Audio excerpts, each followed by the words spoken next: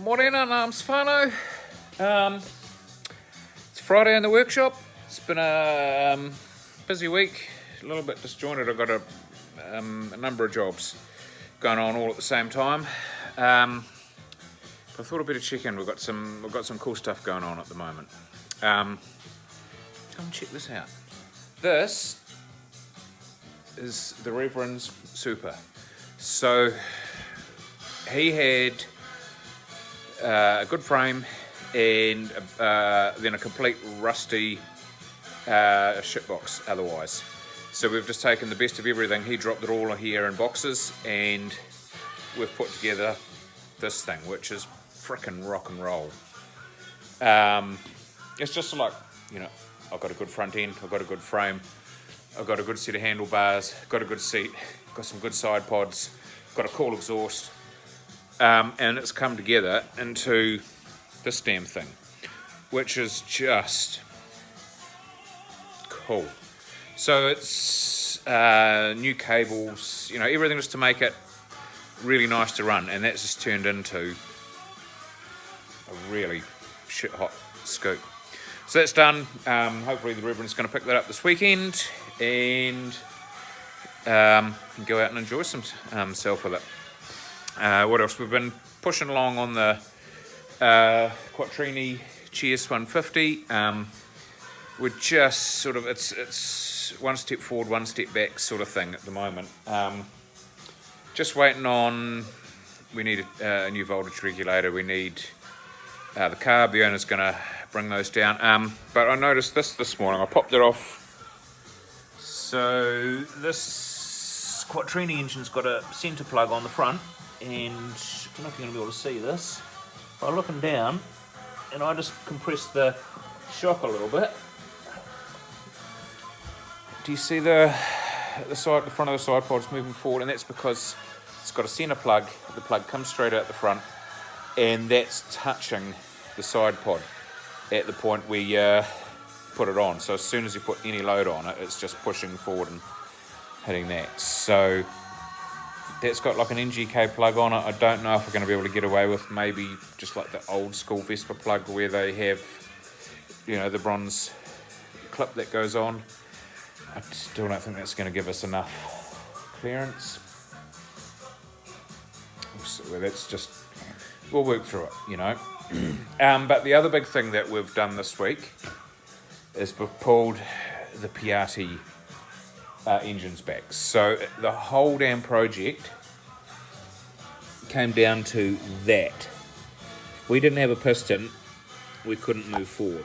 So, if you look at it versus an original, beautiful. We've deleted the little split skirt thing, which was just that's very old in English. So that's good. I've been really, really lucky moving into this project because Piattis are rare as hell, and you don't just go on the internet and buy stuff for them. Excuse me. So of course, first thing I did when I got involved in this was I jumped on the internet and just seen who's done stuff before. And then it turns out a buddy of mine in Auckland went through this process, and I think it was the better part of 10 years ago now. But he's also a very clued up sort of character with the likes of CAD and 3D modelling. So he was able to supply me with things like this, which is the cruciform, or this, which is the designs for the piston. And they've just been a godsend. And then he sent me through things like lists of bearings and original stuff. Like I say, he's done all the groundwork and just saved me hours and hours, potentially days of time, just researching stuff. So that's been awesome. So now we've got the piston and we've got it all laid out on the bench. Now I'm just revisiting a lot of the problems that I had, when I first started into this, which is things like, there's the clutch, and if you'll notice, it's fallen apart.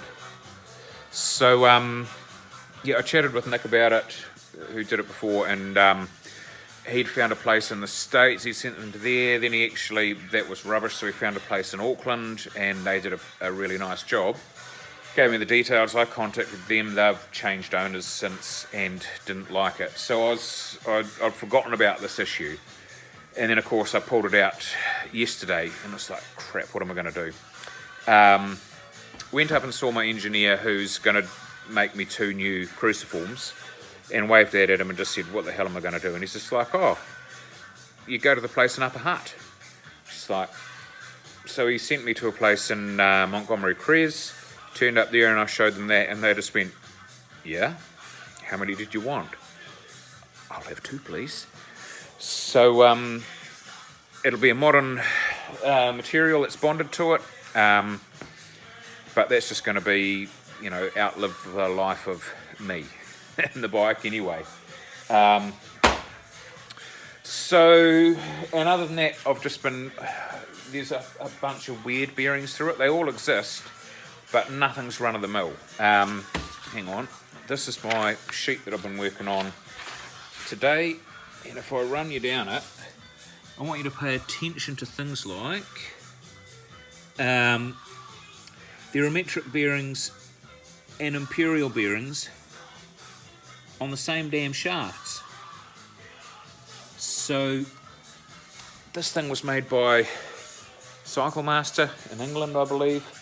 I don't know if there's a story, I don't know the details of it, but all I can tell you is that half the damn thing is English and half of it is metric. Even if you go through the instruction manual on how to pull, I remember pulling the engine out, it's like, cool, go grab your 5/8 Whitworth and your 14 mil, and that's gonna, one end of each shaft, you're gonna undo this, and yeah, it's nuts. But anyways, we're on the road to Piatti goodness at the moment.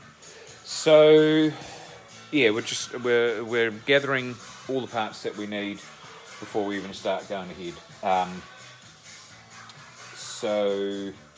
Well, the other thing, we needed a conrod. The original conrods were a bit buggered.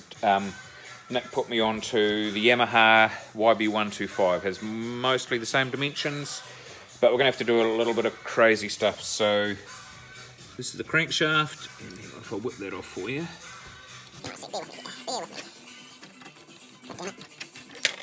So as you can see, it's this crazy one-sided crank. And if you look clear at the big end, there's a hardened shaft which just presses onto it. And is it going to focus on that? No, it just wants to focus on me. How do you blame it? Anyway, the hardening's gone through on that. So we need to have another one of those made and then hardened. And we'll make that to suit the Yamaha, the dimensions to suit the Yamaha conrod. And yeah, go forward from there. The other stuff, which is a primary chain, and if you look at that is worn to buggery. It'll be a standard size of something. We'll find another one of those. What's the other thing? Oh, this the stator. It looks very English. Nick did say there's probably something English which can just replace the points in the condenser on that, and then if the rest of it's good, we'll leave it, otherwise we get it rewound. The joys of working on rare stuff. Anyway, that's NUMS for the next week or so at least. Enjoy your Fridays, and yeah, ka kite anō.